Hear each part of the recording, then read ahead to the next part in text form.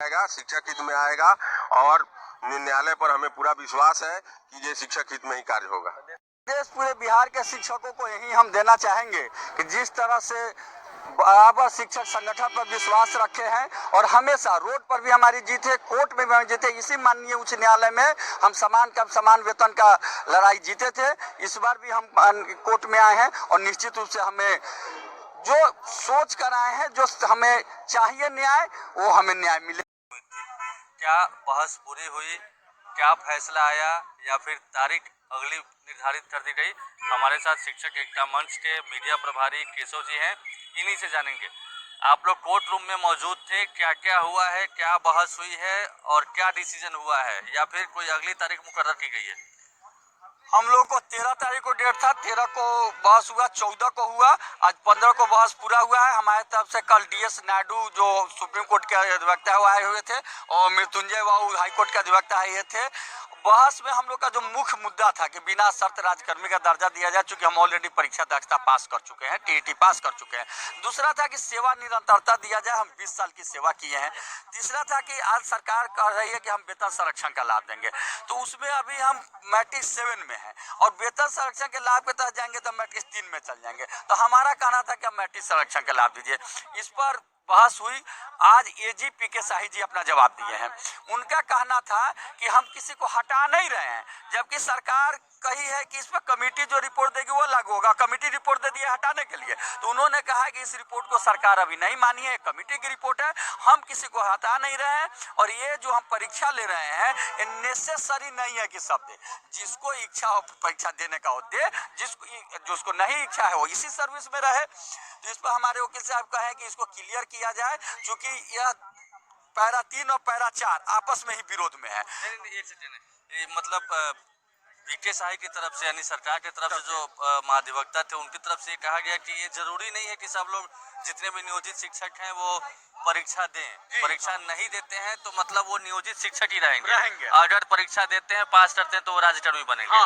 ऐसा उन्हें अपने तरफ से कहा गया है। जबकि जो KK पाठक की अध्यक्षता में जो कमेटी गठित थी, उसमें तो ये साफ साफ कहा गया था कि जो परीक्षा नहीं देंगे उनकी भी सेवा समाप्त होगी और जो परीक्षा पास नहीं करेंगे उनकी भी सेवा समाप्त होगी। उसी में नियमावली 3 और 4 का कंडीशन, नियमावली 3 में कहता है, उसी नियमावली में कि जो परीक्षा नहीं देंगे वो अपने पद पर बने रहेंगे। और ठीक 4 लाइन नीचे नियमावली 4 कहती है कि जो परीक्षा नहीं देंगे या फेल करेंगे उन पर कमेटी निर्णय लेगी, और कमेटी निर्णय ले ली हटाने का। तो इसी पर हमारे वकील साहब का कहना था कि आप कंडिका 3 का जिक्र कर रहे हैं और 4 का क्यों नहीं जिक्र कर रहे हैं? 4 भी तो उसी में है जिसमें कमेटी आपका निर्णय ले ले। तो उसी पर वो स्पष्ट आज कहे हैं कि नहीं, ये नेसेसरी नहीं है, जिसको परीक्षा देना है दे, नहीं देना है अपने पद पर बने रहे। दूसरा एक और मामला बड़ा उखड़ा, हमको लगता है आधा घंटा उस पर बहस हुआ है, क्योंकि उस पर जज साहब लगातार कोयरी पर कोयरी करते जा रहे थे कि जब आप परीक्षा ले रहे हैं तो इनको दे क्या रहे हैं, काला परीक्षा ले रहे हैं जो जॉब में, तो सीधे कह रहे थे बेहतरीन कर रहे हैं, बेहतरीन कर रहे हैं। तो जज साहब कह रहे थे कि क्या बेहतरीन कर रहे हैं, पेमेंट बढ़ा रहे हैं? तो नहीं, तो सुविधा क्या दे रहे हैं, एक जगह से दूसरी जगह भेज दे रहे हैं, वेतन दे।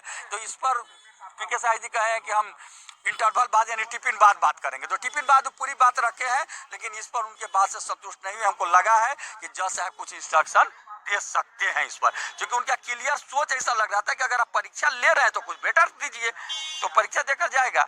मतलब जो सरकार का पक्ष जो रख रहे थे PK शाही जी, उनकी बातों से आपको ऐसा फील हुआ है कि शायद जज साहब कन्विंस नहीं हुए हैं? हाँ, ऐसा हमको लगा है कि चूंकि जज साहब बात बार बार कर रहे थे कि जब आप परीक्षा ले रहे हैं तो बेटर, वो कहे कि हम बेटर करने के लिए एग्जाम ले रहे हैं, तो जज साहब बार बार पूछ रहे थे कि आप क्या बेटर कर रहे हैं। ठीक है, तो मुझे ये बताइए कि अब फिर से कोई नई तारीख मुकर्रर की गई है अगली सुनवाई के लिए, या बहस हम पूरी माने और फैसला सुरक्षित रखा गया है?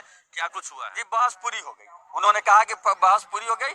एक वकील साहब थे, चूंकि बंच का केस है, जो डेट भी मानेंगे है कि 21 को डेट दीजिए, हमारे सीनियर रहेंगे तो कहें कि नहीं आप बहस कीजिए, हम सुन रहे हैं, हम इसको डिसीजन देंगे, हम डेट नहीं देंगे। तो उन्होंने बहस पूरा कर लिया और कहा भी है कि बहस पूरा हुआ, इसको डिसीजन सुरक्षित रखा जा रहा है, डिसीजन अब देंगे। अच्छा, मतलब फैसला सुरक्षित रख ली गई है, दोनों पक्षों की बहस हुई है, दलीलें सुनी गई है, एक एक चीजों को बारीकी से सुना है जज साहब ने, और अब फैसला सुरक्षित रख लिया गया है। फैसला कब आने की उम्मीद है? कुछ इंडिकेशन, कुछ संकेत या कुछ ऐसी कोई बात? जी ना, ऐसा नहीं होता है। वो जज साहब के बिल्कुल मन पर निर्भर करता है। वो जब होगा एक दिन पहले कह देंगे कि हम बिहान डिसीजन देंगे, एक दिन पहले ये चढ़ता है कि कल डिसीजन होगा। अच्छा, लेकिन क्या आप लोग को लगता है कि होली अच्छी मनेगी आप लोग की, या होली के बाद तक भी चल जज सकते हैं? साहब के इच्छा पर निर्भर- विशेषाधिकार पर। विशेषाधिकार है उनको, विशेषाधिकार। न्यायालय पर तो कोई बात अनुमान नहीं लग सकता है। लेकिन आप चूंकि कोर्ट रूम में मौजूद थे, तो जो बहस हुई है, जो दलीलें दी गई है, क्या आप अपने पक्ष के जो नियोजित शिक्षकों के पक्ष